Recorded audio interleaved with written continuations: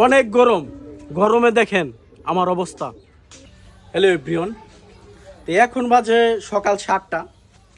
তো সকাল 7টার সময় আমার একটু অবস্থাটা আপনারা দেখেন। এই যে সকাল 7টার সময় কি পরিমাণ ঘামছি আমি, শুধু দাঁড়াই থেকে বৈশা থেকে দেখেন। এই যে কি পরিমাণ ঘামছি আমি শুধু দাঁড়াইয়া বৈশা থেকে। তো আমাদের এলাকায় প্রায় 18 দিন 20 দিন ধরেই অনেক গরম, অনেক গরম, অনেকটাই গরম।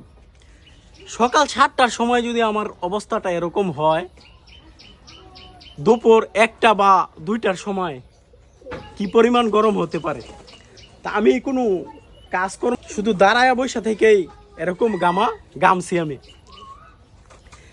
তো এই গরমে সবাই শরীরের জন্য বেশি বেশি পানি খাবেন, বেশি বেশি পানি খাবেন এবং কি লেবুর শরবত খাবেন। শরীরের জন্য অনেকটাই উপকার পানি।